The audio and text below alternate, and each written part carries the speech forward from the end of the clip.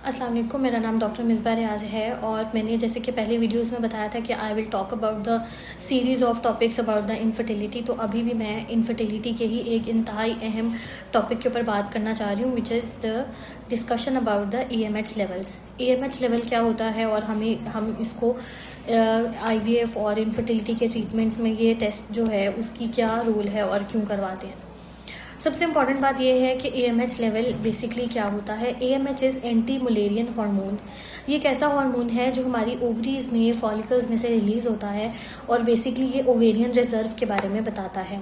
हर patient की, हर female का एक लिमिटेड अमाउंट ऑफ एग्स होते हैं उसकी बॉडी में, और जैसे जैसे हर महीने उसको पीरियड्स आते हैं तो उसका जो फॉलिकल काउंट है, जो उसका एग रिजर्व है, वो कम होता रहता है। और 50 या 55 एज तक जाकर जब फीमेल को पीरियड्स आने बंद हो जाते हैं तो इसका मतलब ये है कि उनका ओवेरियन रिजर्व अब ख़त्म हो चुका है।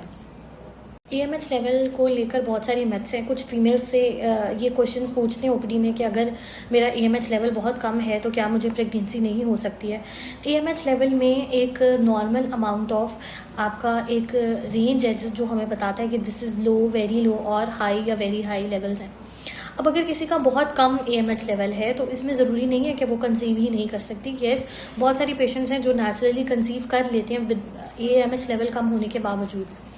अब इसमें यह है कि हम इसीलिए IVF ट्रीटमेंट उन पेशेंट्स में जिनमें AMH लेवल कम हो, हम उनको फ़ौरन IVF ट्रीटमेंट का एडवाइस करते हैं। क्योंकि आप अगर इस चीज़ पे गौर करें तो प्रेगनेंसी के लिए हमें सिर्फ एक एग चाहिए, हमें बहुत सारे एग्स नहीं चाहिए। और अगर हमें एक भी हेल्दी एग मिल जाए तो प्रेगनेंसी पॉसिबल है। और IVF टेक्निक क्या है और ये इसका क्या रोल है, हम IVF टेक्निक क्या प्रोसीजर है, उसको मैं डिटेल में किसी वीडियो में आपको एक्सप्लेन करूँगी। एक और मिथ है AMH लेवल के बारे में, जो कि ये है कि अगर आपका AMH लेवल बहुत हाई है इसका मतलब आपको कोई सुपर फर्टिलिटी मिल जाती है। ऐसा नहीं है। अगर आपका AMH लेवल बहुत हाई है तो वो PCOS को इंडिकेट कर सकता है। इसका मतलब ये है कि आपकी ओवरीज में बहुत सारे मल्टीपल फॉलिकल्स हैं ओवरी। इसमें बेसिकली PCOS तो यही चीज़ है ना, polycystic ovarian syndrome in which they are multiple ovarian follicles, जिसमें बहुत सारे छोटे छोटे फॉलिकल्स, जिनको हम आम जुबान में कहते हैं कि बहुत सारी थैलियाँ पड़ी हुई हैं, वो बेसिकली आपके बहुत सारे फॉलिकल्स जो हैं वो इमेच्योर ग्रोथ अरेस्टेड फेज में वहीं पर पड़े रहते हैं। तो उनके जो लेवल है वो भी हाई, AMH लेवल जो है वो उस वजह से उसको इंडिकेट करता है।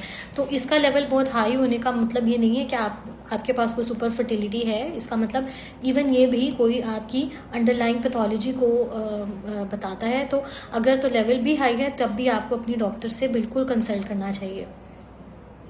अब अगर एक इम्पॉर्टेंट चीज़ के बारे में मैं बात करूं, मेरे पास पिछले दिनों में एक इनफर्टिलिटी का कपल आया और उन्होंने मुझसे आकर ये सवाल पूछा कि क्या कोई ऐसी दवाइयां हैं जो कि एग्स बनाने की दवाइयां हों। जो हम ओवुलेशन इंडक्शन देते हैं उसके अंदर हम जो आपके पास ऑलरेडी एग्स हैं, जो फॉलिकल्स हैं, हम उन्हीं को मैच्योर करने की, उनका साइज़ इंक्रीज़ करने की दवाई बताते हैं, दवाइयाँ लिखते हैं। उसमें ऐसा नहीं है कि हम खुद कोई ऐसी दवाइयाँ देते हैं जिससे कि एग्स बनना शुरू हो जाते हैं। ऐसी कोई दवाई नहीं है जिससे एग्स बनना शुरू होंगे या अंडे बनना शुरू होते हैं। अंडे नहीं बनते। जो आपकी बॉडी में ऑलरेडी एक ओवेरियन रिजर्व है, AMH लेवल हमें वो बता देता है कि वो रिजर्व कितना है। उसके बाद जो हम मेडिसिन देते हैं, जो कि अमूमन हम इनफर्टिलिटी के पेशेंट्स को एडवाइस करते हैं कि पीरियड्स के दूसरे या तीसरे दिन से आपने स्टार्ट करने और 5 दिन तक आपने वो मेडिसिन खानी है, जिसमें हम इंडक्शन देते हैं। उसमें हम एग्स को मैच्योर करने की दवाई देते हैं, उसमें हम अंडे बनाने की दवाई नहीं देते। ये एक मिथ है।